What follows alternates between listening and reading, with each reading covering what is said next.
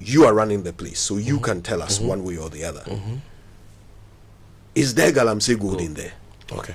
So, I'll answer that question. But first of all, let me clear some misconceptions that people have relied on your question and the answer the president gave to your question, to propagate in the last few days before I even come to the question. Because some have suggested that what the impression you sought to create, which I know was not your impression, but the impression they are rather seeking to create, is that GoldBod is promoting Galamsey.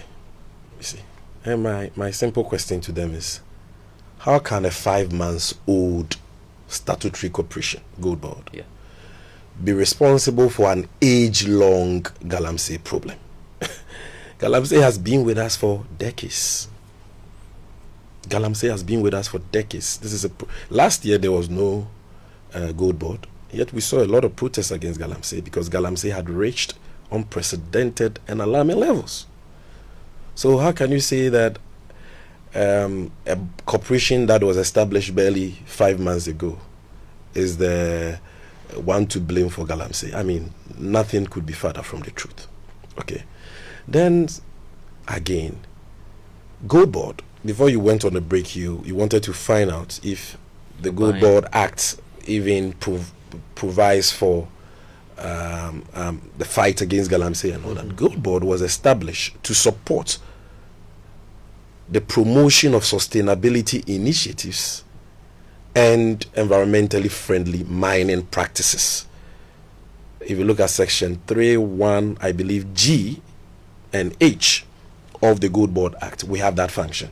So GoldBod is rather supposed to come and support. We don't have that mandate. The mandate is that of the Ministry of Lands and Natural Resources and their allied agencies like MINCOM, supported by the Ministry of Environment. They have that statutory obligation to fight Galamsey.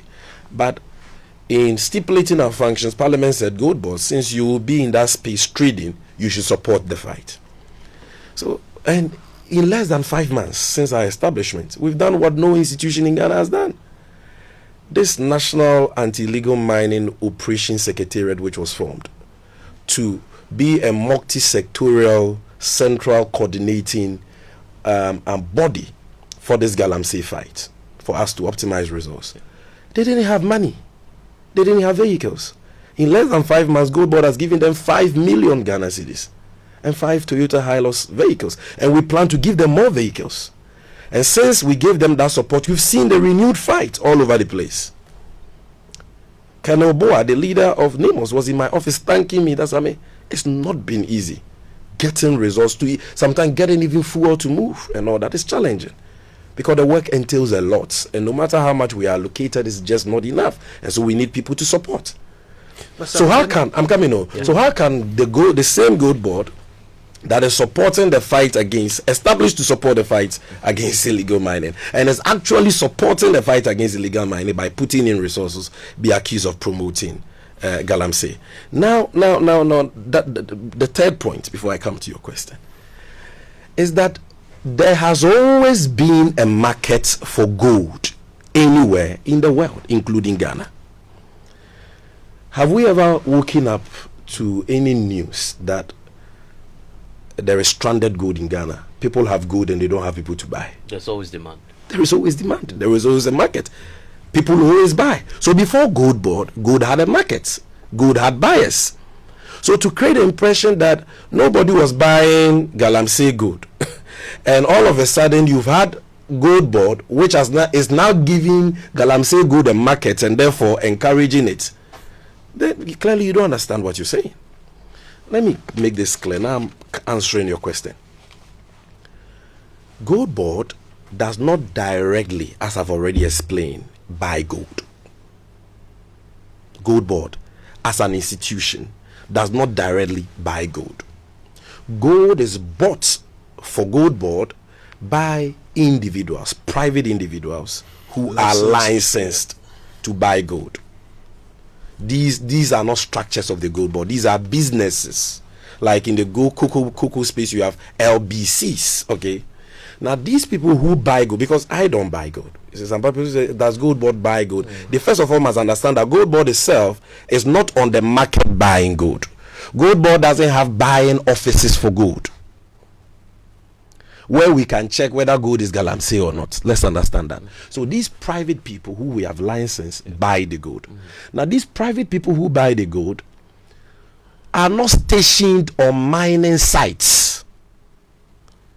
They are located in towns and districts, mainly district capitals and regional capitals. They don't set up their buying offices on mining sites. So they sit in their offices and somebody brings gold to them to buy, and because they have the license, they buy.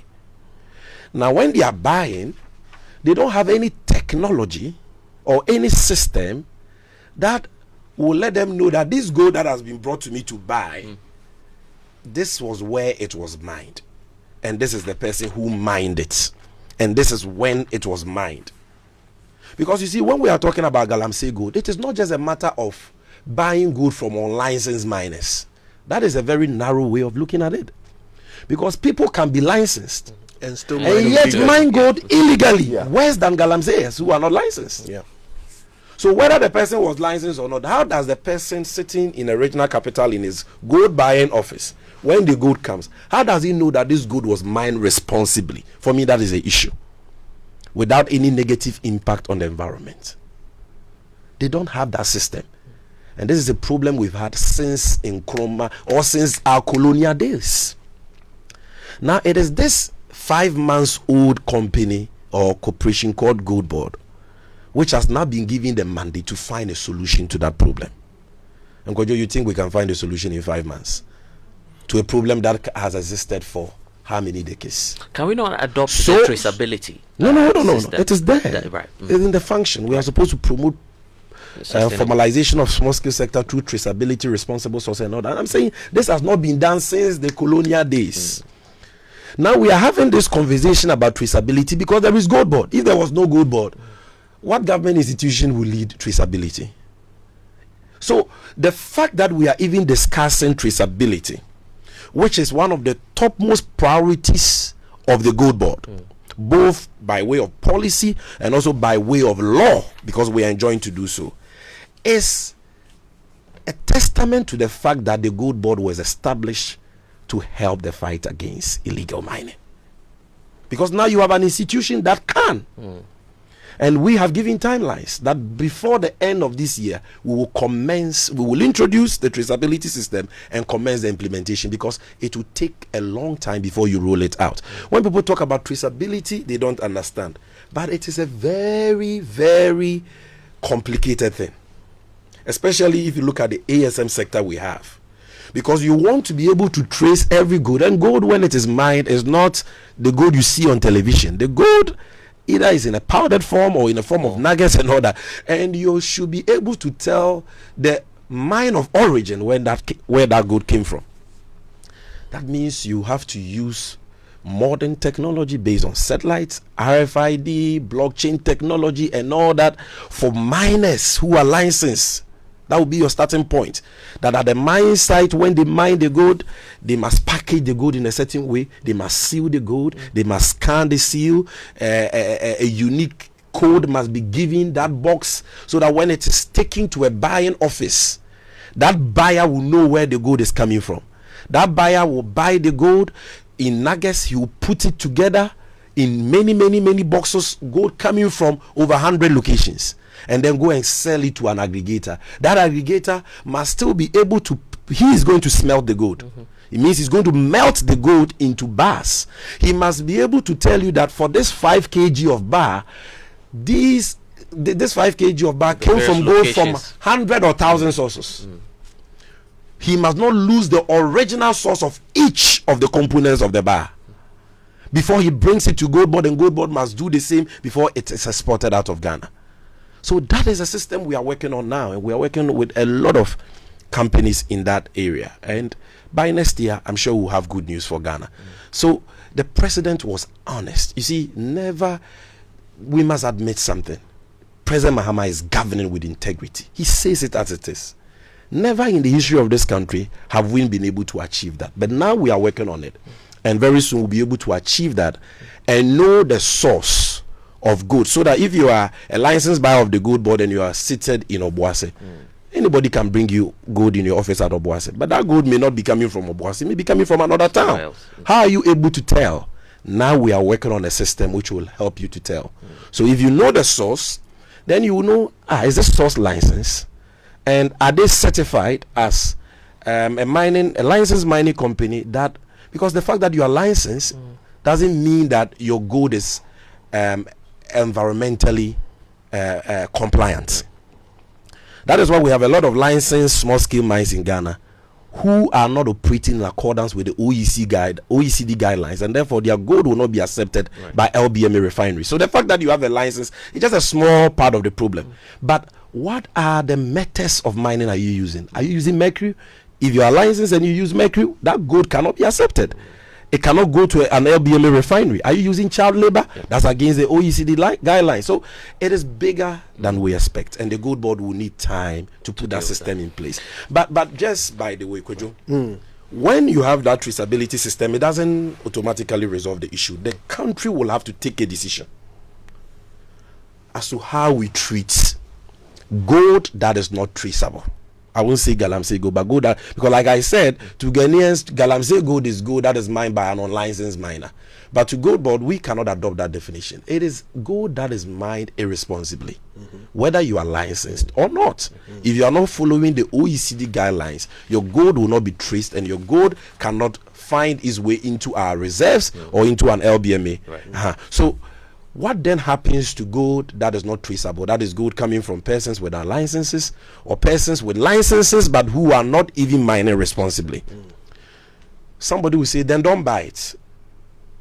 The counter argument somebody can make is, if you don't buy it, then what are you telling them? To smuggle it? Because gold will always have a buyer. Gold will always have a market. And that gold is a property of the Republic, vested in the president. So are you going to reject it and tell the person to smuggle it so that we don't even get the effects and the revenue we are supposed to get from it? Or will you say that for those producing traceable gold, we will buy your gold at a premium, like some LBMA refineries do? But if we are not sure about the sources of your gold, we'll buy it at a punitive discount to discourage that practice. All these things must be decided upon by Parliament and the government of the day. But the first thing is to have a traceability system in place, which is what GoldBod by law is mandated to do, and by policy has begun the processes. And like the president said, by next year we will commence the rollout. I'm not saying we are going to achieve it. We will commence the rollout, meaning that we will have that technology, we will have the hardware and the software, and then we will begin to onboard licensed miners onto it. Licensed miners who are complying with the OECD guidelines. We work with the MINCOM and Ministry of Lands and Natural Resources to onboard them gradually until, if there are 1,000 licensed miners, we are able to onboard all of them. And this cooperative mining program that has been launched, we can even onboard some of them. Because you see, it is in our interest as gold traders to pursue traceability, because traceable gold is valuable than non-traceable gold. Because Ghana's small-scale gold is not traceable, all this money we've got in this $6 billion Kojo that we are discussing, it could be more. You know that. It could be more. Because that gold is not traceable, we are limited to only Dubai, Hong Kong, and India. Those are the places we can sell our gold, Turkey, and the likes. How much of that gold goes to LBMA refineries in Switzerland and China and the rest? You know, because there you get a better price, and that is what GoldBod wants. I mean, I was just going to ask GoldBod, people are having a wrong, impression that as if GoldBod is in the market and we are going to Galamseyers and we have nothing of that sort is happening. Sammy,